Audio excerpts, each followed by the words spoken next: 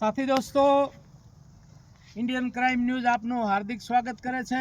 અમરેલીથી reporting કરવા માટે આવ્યો છું।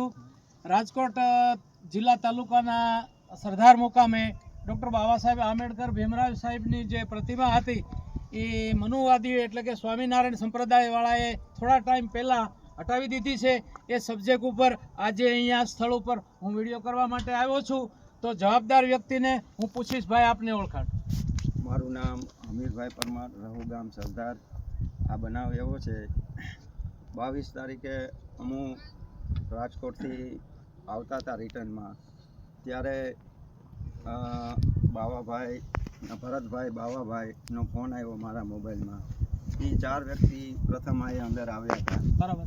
એ 4 વ્યક્તિએ અહીંયા આવીને જોયું, આ ડોમ છે, ડોમની નીચે બાબા સાહેબની પ્રતિમા સ્થાપિત કરેલી હતી। બરાબર। અને એ પ્રતિમા જે અંદર જોતા, પ્રતિમાને ત્યાંથી નહોતી, ગાયબ થઈ ગયેલી હતી। એટલે તરત જ તેને મને ફોન કરીને જણાવેલ કે આ એ પ્રતિમા અંદર છે નહીં બાબા સાહેબની। એટલે તરત જ અમે ફોન દ્વારા યુવાનો બધાને ફોન કરીને અને અમે બોલાવ્યા। આશરે સમય હતો 3:15 વાગે। ફોન સાયલેન્ટ રાખજો બીજા। પછી અમે ત્યાંથી યુવાનો બધાએ 20 ટોળું અંદર અહીંથી સ્વામિનારાયણનો જે ગેટ છે મેન, અહીંથી તો ક્યાંયથી આવતું નહોતું, બધું પેક હતું। પછી અમે અંદર આવીને જોયું આયા સ્થળ ઉપર, તો ત્યાં બાબા સાહેબની પ્રતિમા નહોતી। પછી અમે અવારનવાર વિડીયોના માધ્યમથી સમાજને મેસેજ પહોંચાડ્યો કે તાત્કાલિક ધોરણે આ પહોંચો સ્થળ ઉપર, કે આ જગ્યામાં જે બાબા સાહેબની પ્રતિમા સ્થાપિત કરેલી હતી, આ જમીન જીવાવાલાભાઈના નામે મળેલી હતી।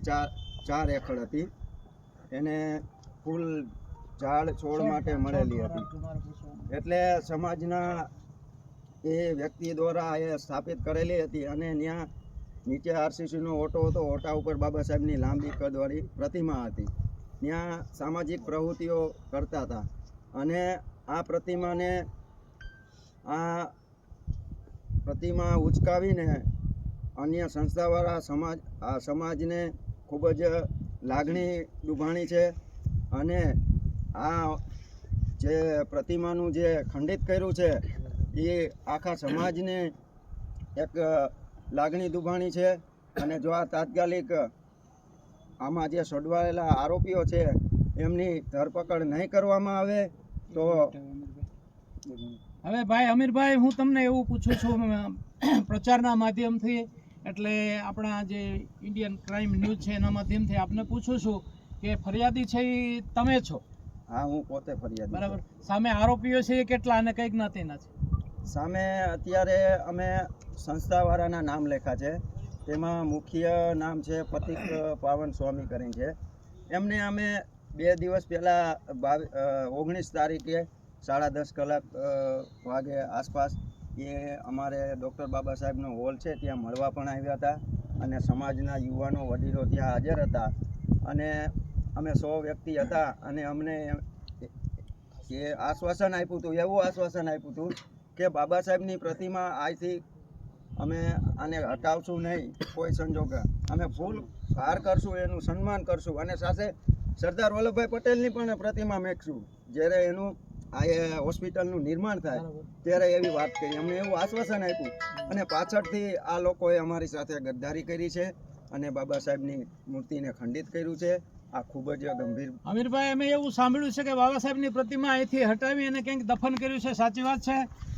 હા, પણ એ તપાસનો વિષય છે। એ અમે આક્ષેપ કર્યા છે કે અહીંથી પ્રતિમાને ખંડિત કરીને અન્ય જગ્યાએ જે જીસીબીના જે લીસોટા છે કાયદેસરના દેખાય છે, તે સ્થળ આગળ અહીંથી થોડુંક દૂર છે, 200 મીટરની એરિયામાં, ત્યાં પૂરી થાય તો ચેન્જ કર, ત્યાં પણ તાજી માટી પણ છે। અમે ત્યાં ગયા હતા, વિડીયોના માધ્યમથી અમે બતાવ્યું પણ છે। અમીરભાઈ, હવે સવાલ એ થાય છે કે રાજકોટ જિલ્લો અને રાજકોટ તાલુકાનું આ મુખ્ય ગામ કહેવાય, અહીંયા આપણા દલિત સમાજનો કેવો સપોર્ટ છે આ બાબતમાં? દલિત સમાજનો ખૂબ આ સારો એવો સપોર્ટ છે, યુવાનોનો સપોર્ટ છે અને હું પહેલાંથી આભાર માનું છું।